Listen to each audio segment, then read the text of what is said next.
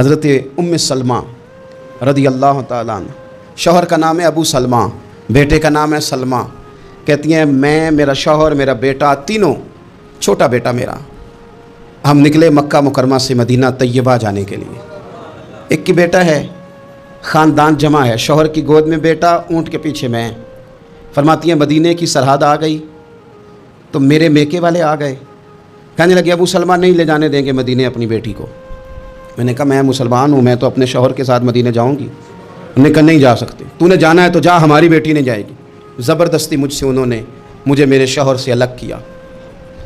کہتی ہیں پھر میرے شوہر کے قبیلے والے آ گئے، وہ کہنے لگے اگر تم اپنی بیٹی کو نہیں نہ جانے دیتے تو یہ جو ہمارا پوتا ہے یہ ہماری نسل ہے، تمہارا نہیں، اسے ہم نہیں جانے دیں گے۔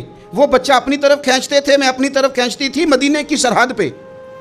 یہ جھگڑا زمین کے لیے نہیں ہو رہا، مکان کے لیے نہیں ہو رہا، حضور کے مدینے جانے کے لیے ہو رہا، حضور کے مدینے جانے کے لیے ہو رہا، مدینے جانے کے لیے ہو رہا۔ لنگ کئی مہینے تے برس گئے تے تیری دید نو دیدے ہی ترس گئے۔ انہوں نے بچہ کھینچا، میں نے اپنی طرف کھینچا، میرے بچے کا بازو اتر گیا۔ فرماتی ہیں میرے شوہر مدینے چلے گئے، بیٹا میرا میرے سسرال والے لے گئے، مجھے میکے والے لے گئے۔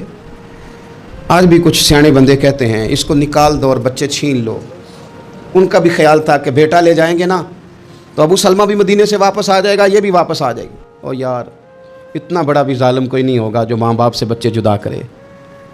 فرماتی ہیں کہ وہ لے گئے چھین کے، میں میکے چلی گئی، لوگ روٹی کھاتے تھے، میرے حلق سے نہیں گزرتی تھی۔ زمانہ سویا کرتا تھا، میں سو نہیں پاتی تھی۔ بیٹا کہاں، شوہر کہاں، میں کہاں۔ ام سلمہ کتنی دیر تکلیف کاٹی؟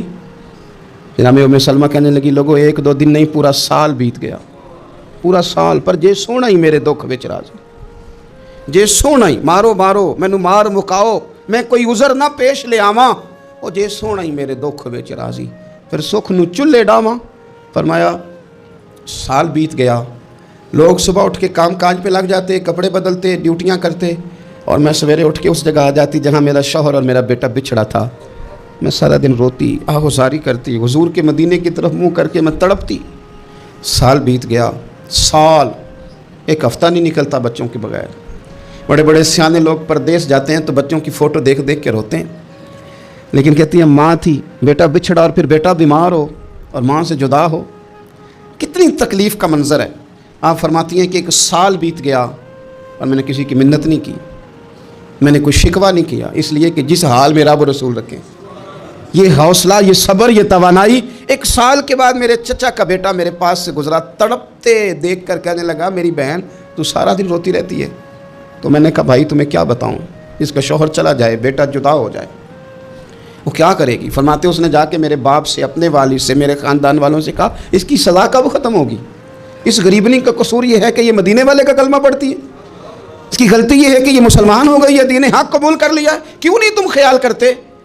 کہتے ان کے دل نرم ہوئے، وہ رضامند ہوئے مجھے مدینے جانے پہ۔ پھر اس نے کوشش کی میرے سسرال پیغام بھیجے، کب بس کرو، اور بچہ تو چڑیا کا جدا ہو جائے تو وہ تڑپا کرتی ہے، اور تم نے ایک جیتی جاگتی ماں کا بیٹا جدا کیا ہے۔ وہ بھی نرم ہوئے، رب نے اسباب بنائے، میرا بیٹا مجھے ملا۔